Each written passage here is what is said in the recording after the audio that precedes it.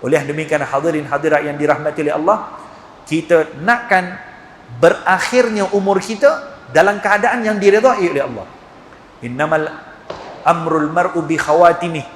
Sesungguhnya urusan seseorang itu diukur bagaimana ending orang tadi. Kematiannya macam mana, itu menjadi ukuran bagaimana nanti di hari akhirat. Kalau kematiannya husnul khatimah, dia akan juga bangkit dalam keadaan yang baik. Kalau kematiannya su'ul khatimah, dia akan juga bangkit dalam keadaan yang celaka di sisi Allah Subhanahu wa taala. Lalu bukankah kita pun banyak dengarkan cerita orang yang mati dalam keadaan solat, orang yang mati dalam keadaan sujud, orang yang mati ketika baca Quran, orang yang mati ketika tawaf di Kaabah, orang yang mati ketika dalam pakaian ihram, orang yang mati ketika tahajud, orang yang mati ketika berdakwah, orang yang mati di atas mimbar, orang yang mati sedang ceramah, orang yang mati dalam macam-macam keadaan husnul khatimah, macam-macam keadaan. Agak-agaklah kalau orang yang mati dalam keadaan solat, adakah mungkin orang itu datang solat 1 minggu sekali? Kalau agak-agak orang yang dimatikan oleh Allah dalam keadaan dia sedang baca Quran, agak-agak adakah dia ini baca Quran setahun sekali? Tidak. Pasti itulah amalan hariannya.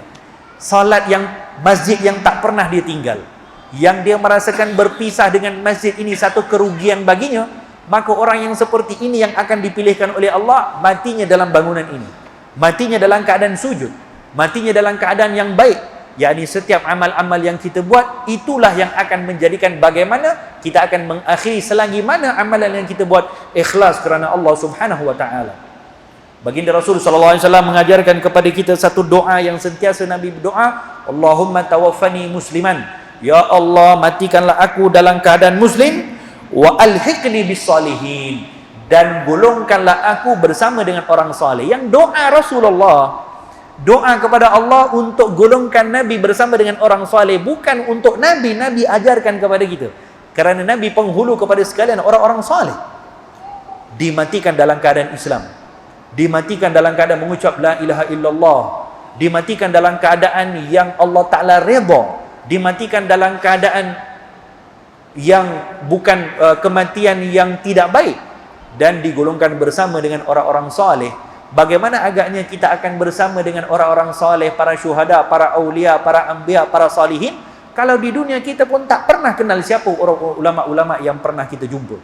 Kalau di dunia pun kita tak pernah datang ke majlis, bila mana datang para alim ulama di tempat kita. Berapa ramai majlis para alim ulama yang pernah kita duduk bersama dengan mereka, supaya kita mendapat bahagian daripada doa Nabi, wa alhiqni bis salihin, ya Allah golongkanlah aku bersama dengan orang soleh nanti di hari akhirat. Bagaimana kita akan bersama dengan mereka? Satu orang akan bersama dengan para ulama, para salihin, kalau di dunia dia tidak bersama dengan para ulama, para salihin di tempat-tempat yang baik seumpama perkumpulan yang kita berkumpul pada malam ini. Hadirin hadirat yang dirahmati oleh Allah, bila datang ke tempat kita para alim ulama, maka kita tak boleh lagi berlambat kecuali berebut untuk datang duduk bersama-sama dengan mereka. Kerana turunnya rahmat Allah Subhanahu wa taala dalam perkumpulan-perkumpulan yang baik seperti majlis-majlis ini dan juga majlis-majlis yang lain, rahmat Allah Subhanahu wa taala yang akan Allah curahkan seperti mana banyaknya bilangan titisan air hujan, turunnya rahmat Allah Subhanahu wa taala. Di zaman Syekh Abdul Qadir Al-Jilani radhiyallahu anhu arda, satu orang lelaki yang hidup di kota Baghdad, di kampungnya Syekh Abdul Qadir Al-Jilani di Jailan, tapi dia pun tak pernah kenal Syekh Abdul Qadir Al-Jilani. Tak pernah tahu adanya Syekh Abdul Qadir Al-Jilani, yang mungkin dia pernah dengar-dengar macam tu, tapi tak pernah jadi pengikutnya, tak pernah pergi majlisnya. Walhasil orang ini orang yang terlalu jauh, walaupun duduk di tengah-tengah kota Baghdad yang subur dengan para alim ulama, subur dengan para aulia, para salihin waktu itu. Satu hari, lelaki ini dalam tidurnya, yang menjadi asbab untuk dia berubah, dalam tidurnya bermimpi Allah Subhanahu wa taala tunjukkan dalam mimpinya bagaimana dia ini ketika berdiri di tengah-tengah neraca pertimbangan amal baik dan amal buruk. Sedang berdiri dia, ditimbang amal baik, ditimbang amal buruk, akhirnya dia diputuskan oleh malaikat orang yang tak selamat, yakni masuk neraka. ada malaikat yang menimbang amal baik ini bertanya kepada lelaki ini. Ini berlaku dalam mimpinya. Malaikat yang timbang perkara baik ini bertanya kepada lelaki ini, ada tak lagi apa-apa amal baik yang pernah kau buat? Dia pun kata, dah tak ada dah. Ada tak pernah majlis-majlis baik yang kamu pernah ikut? Tak ada juga. Ada tak orang-orang baik yang kamu pernah suhbah? Yang kamu pernah bergaul dengan dia? Tak ada juga. Ya kalau tak pun, ada tak wajah orang-orang baik yang pernah kamu lihat? Setidak-tidaknya ada tak wajah orang-orang salihin yang pernah mata engkau melihat kepada wajah orang salihin? Tak ada juga. Maka katanya, engkau tak selamat. Lelaki ini bagi tahu, ada satu kali di tempat aku di Baghdad, aku ketika buka pintu rumah, ada satu rombongan kuda yang lalu di hadapan rumah.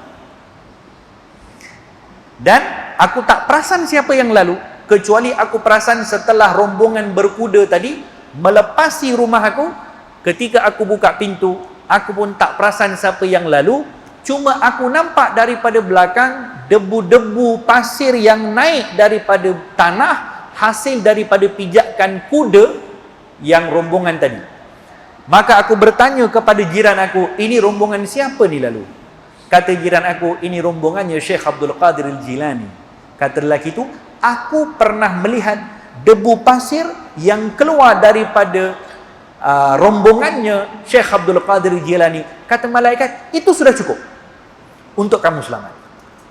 Jangankan melihatnya wajah orang saleh, yakni ada asar, kesan daripada apa yang ditinggalkan orang saleh, sudah cukup untuk kamu selamat. Maksudnya di sini, jangan kita memadai macam tu, itu jadi sebab untuk dia dibukakan jalan hidayah oleh Allah. Yakni kalaulah mengikut jejak langkah tapak kakinya orang saleh, para aulia, para ulama, orang-orang baik ini, demikian diselamatkan oleh Allah Subhanahu wa taala, bagaimana kalau diduduk dalam majlis? Bagaimana kalau datang para ulama-ulama di tempatnya dia berebut untuk datang? Bagaimana rahmat yang akan dicurahkan oleh Allah Subhanahu wa taala yang akan menyebabkan berjaya nanti di hari akhirat. Oleh yang demikian hadirin hadirat yang dirahmati oleh Allah, mudah-mudahan setiap daripada apa yang kita pelajari, apa yang kita yakin, apa yang kita tahu akan berlaku kepada kita nanti di hari akhirat, menyebabkan kita lebih takut kepada Allah Subhanahu wa taala, menyebabkan setiap peluang yang ada di depan kita, kita hargai. Kerana akan datang kepada kita satu masa yang tidak ada manfaat waktu lapang kepada kita lagi, tidak ada manfaat harta yang kita miliki, tidak ada manfaat kesihatan yang kita miliki, kecuali waktu yang kita miliki sekarang. Inilah masa untuk kita gunakan untuk mendapat peluang taat kepada perintah Allah Subhanahu wa taala. Mudah-mudahan Allah Subhanahu wa taala merahmati kita punya perhimpunan. Mudah-mudahan Allah Subhanahu wa taala golongkan kita daripada kalangan golongan yang diberikan husnul khatimah, diselamatkan daripada segala fitnah akhir zaman, diselamatkan daripada fitnah kubur, diselamatkan daripada apa yang dirisaukan oleh baginda Rasul sallallahu alaihi wasallam, daripada setiap apa yang Nabi tangisi hari-hari, daripada apa air mata Nabi yang sentiasa dikeluarkan untuk memikirkan kerisauan kepada umatnya di akhir zaman. Mudah-mudahan kita tidak tergolong daripada kalangan orang-orang yang seperti itu. Hadza billahi taufik. Wassalamualaikum warahmatullahi taala wabarakatuh.